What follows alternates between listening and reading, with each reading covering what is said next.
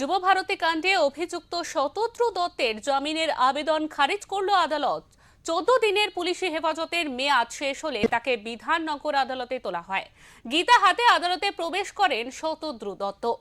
আদালত তাকে আগামী 9 জানুয়ারি পর্যন্ত জেল হেফাজতের নির্দেশ দিয়েছে। শতদ্রু দত্তের জামিনের বিরোধিতা করেন সরকারি আইনজীবী। তিনি জানান, শতদ্রু দত্ত অত্যন্ত প্রভাবশালী ব্যক্তি, জামিন পেলে তার পলাতক হওয়ার আশঙ্কা রয়েছে।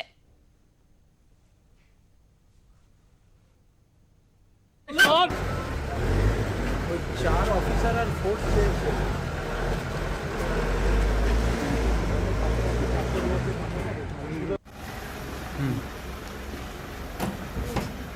भैया भैया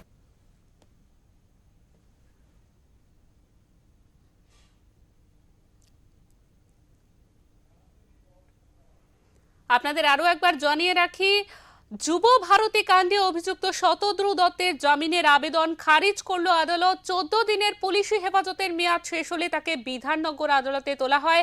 গীতা হাতে তিনি আদালতে প্রবেশ করেন এবং আদালত তাকে আগামী 9 জানুয়ারি পর্যন্ত জেল হেফাজতের নির্দেশ দিয়েছেন। শতদ্রু দত্তের জামিনের বিরোধিতা করেছেন সরকারি আইনজীবী। তিনি জানান, শতদ্রু দত্ত অত্যন্ত প্রভাবশালী একজন ব্যক্তি এবং জামিন পেলে তার পলাতক হওয়ার আশঙ্কা রয়েছে, সেই জন্যই তাকে জামিন দেওয়া হলো না।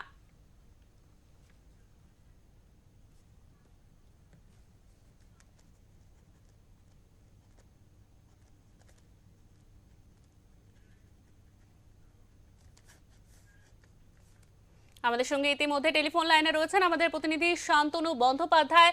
শান্তনু, তোমার কাছে জানতে চাইবো, শতদ্রু দত্তের এই যে ঘটনা এখনো অবধি চলছে, তার শেষ আপডেট কি রয়েছে? দেখো, এই দিনের আদালতে কিন্তু প্রথম থেকে নাটকীয়তায় ভরপুর ছিল। প্রথমত আজকে রবিবার, ছুটির দিন।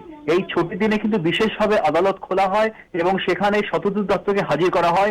গত 14 দিন এই শতদ্রু দত্ত কিন্তু পুলিশ হেফাজতে ছিলেন এবং তিনি আজকে যে উপস্থিত হন সেখানে তার মাথায় টুপি দিয়ে ঢাকা ছিল, মুখে বড় করে মাস্ক দিয়ে ঢাকা ছিল, মানে প্রায় চেনাই যাচ্ছিল না এরকম একটা ভাবে তিনি উপস্থিত হন এবং লক্ষণীয় ভাবে তার হাতে ছিল গীতা।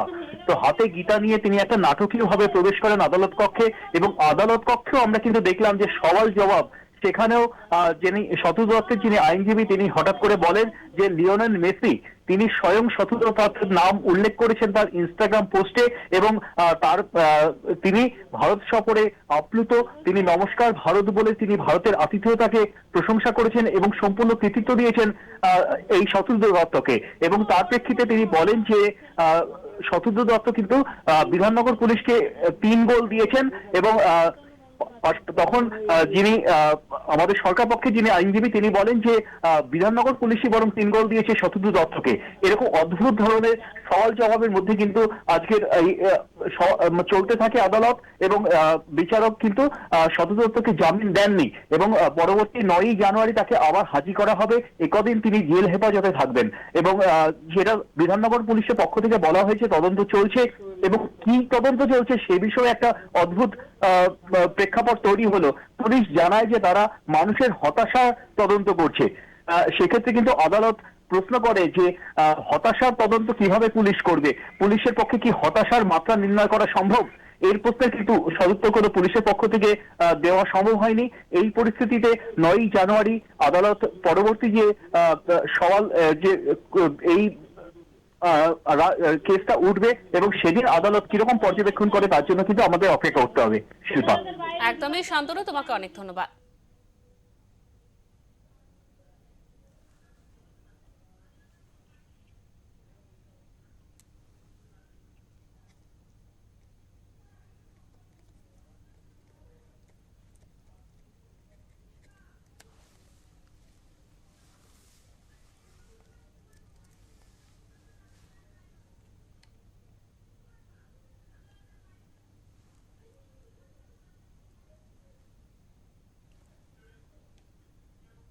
আদালতের বাইরে আইনজীবী বিভাস চট্টোপাধ্যায় কি জানিয়েছেন আমরা সেটা শুনবো। জিজ্ঞাসাবাদ করা যাবে, ডেফিনেটলি আমরা করবো, অনেক কিছু নতুন আসবে, ইনভেস্টিগেশন শেষ হয়নি। He is a very influential person.